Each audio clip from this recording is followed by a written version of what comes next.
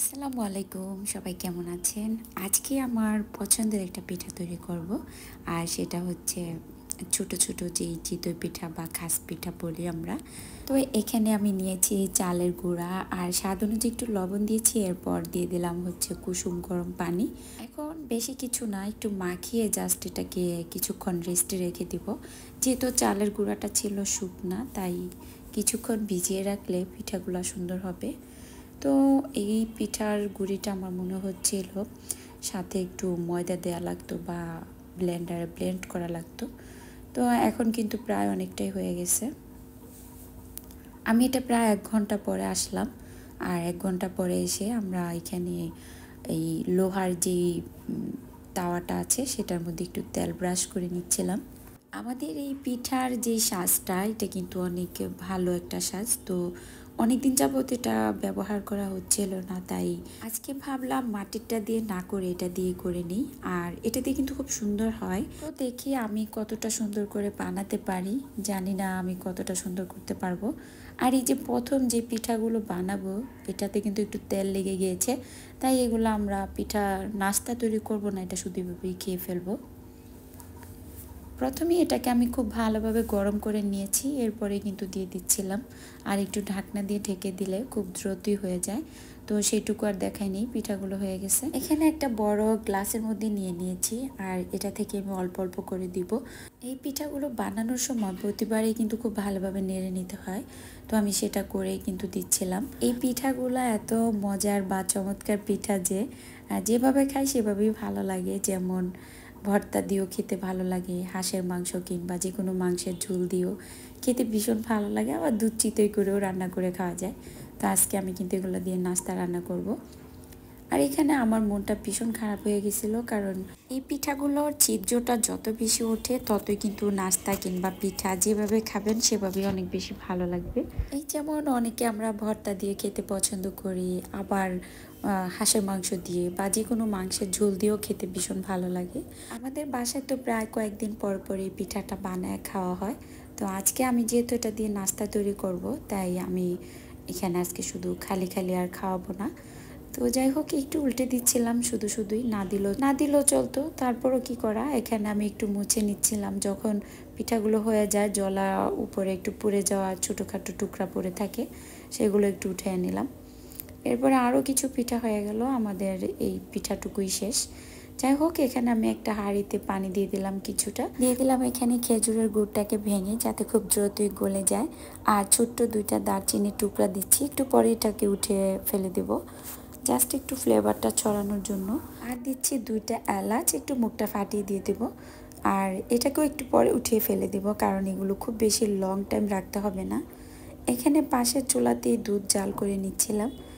আর দুধটাকে একটু ঘন করে জাল করে নিচ্ছি, এই যে এরকম সর উঠে গেছে প্রায়। তো এই দুধটা যদি এখন জাল করে রাখি, পরবর্তীতে আমাদের মেশাতে খুব বেশি সুবিধা হবে।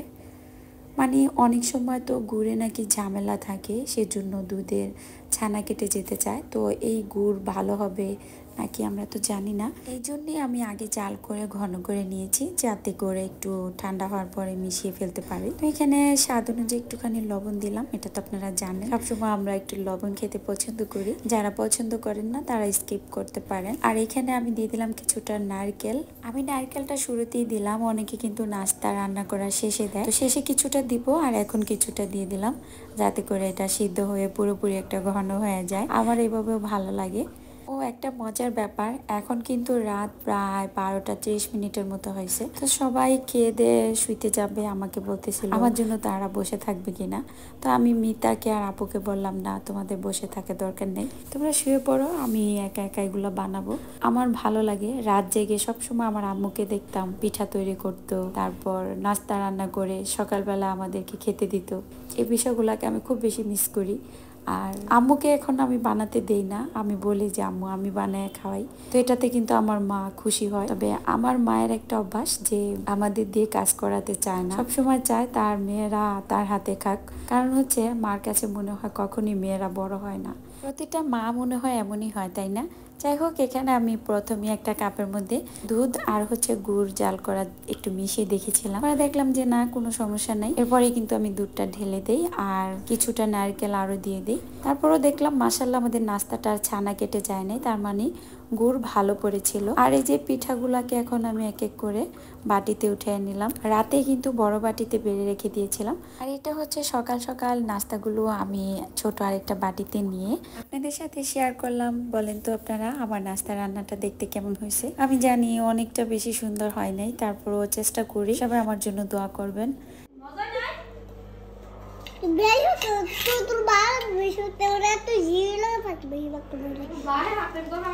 রিজওয়ানের ইদানিং কথাগুলো শুনতে আমাদের ভীষণ ভালো লাগে। সে মাঝে মধ্যে একটু দুষ্টুমি করে এটা সেটা বলে ফেলে, তো এগুলো ছোট মানুষ, কিছুই হবে না, একটা সময় সব ঠিক হয়ে যাবে ইনশাল্লাহ। আর যেটা হয়েছে, ইচ্ছা করে ওর আম্মু ওকে খেপায় আর দেখে যে ও কি বলে, তো সব সময় বলে যে বাবার বাড়ি পাঠিয়ে দিব। বাবা এগুলো শুনে ওর নানু নানি দুজনেই কিন্তু হাসে, আমরাও হাসি।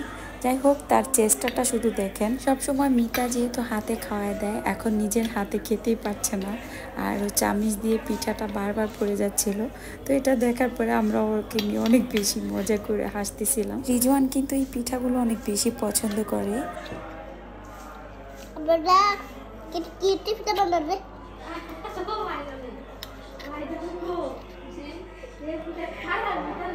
পিঠা খেতে পারছে না, তাই বলে কি পিঠা বানালো রে।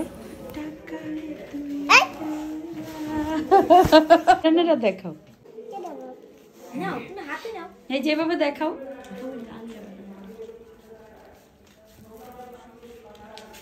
বাবা আমার 10 টাকা দাও।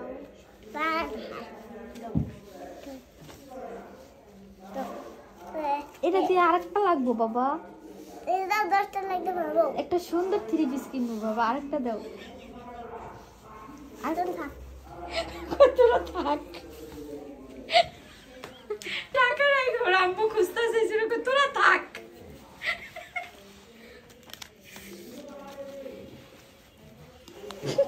রিজওয়ানের এই দুষ্ট মিষ্ট গল্পগুলো ধরে রাখি, একসময় যখন ও বড় হবে তখন কিন্তু সে দেখেও অনেক বেশি এনজয় করবে। আমার আব্বাজান আর আম্মাজান দুজন মিলে খেলতেছে, তো আমি তাদের শৈশবটা একটু ধরে রাখার চেষ্টা করলাম। তারা ভাই বোন মিলে কিন্তু অনেক বেশি খুশি। তো এখানে আবার রিজওয়ান বলতেছে সে আচার খাবে আর আমি তাকে যাতে ভিডিও করি, সে কিন্তু ভিডিওতে ওঠার জন্য অনেক বেশি আগ্রহী। অনেক ছোট বাচ্চা আছে ভিডিওতে উঠতে চায় না, কিন্তু আমার আব্বাজান কিন্তু সবসময় আমাকে বলে আম্মা ভিডিও করো ভিডিও করো। মানে আমার ভাতিজা সব সময় সে এনজয় করে এই বিষয়গুলো। আর সে যদি ভিডিওতে না উঠতো, আমি কিন্তু ওকে জোর করে উঠাতে পারতাম না। আমাকে এখানে আচার খাবে, সেটাও আমি তাকে ভিডিও করতাম, এরকম এসে বলতে থাকে। আমি এখানে ডেকে বলতেছি আব্বু তুমি তাকাও, আর সেও দেখবেন আমার দেখা দেখি এটাই করবে। মাঝে মধ্যে আমাদের রিজওয়ানকে নিয়ে আমরা সবাই বলি যে রিজওয়ানের শৈশবটা আমি একটু একটু ধরে রাখার চেষ্টা করেছি, আর সেটা যে বড় হয়ে যখন দেখবে সত্যি সে অনেক বেশি খুশি হবে আশা করি। আর এখানে ভাই বোন মিলে দুষ্টুমি করছিল, আর তার ফুপির কাছে যায় আর লুকাচ্ছিল মাহির পিছনে। তো এভাবে করে আমাদের দুষ্টু মিষ্ট গল্পগুলো চলতে থাকে। ঘুমোতে চলে যাচ্ছিলাম, হঠাৎ করে মনে হলো রিজওয়ান কি করে একটু দেখে যাই, আর দেখি সে ভাইয়ার সাথে এভাবে কথা বলতেছে। সবাই ভালো থাকবেন, টাটা।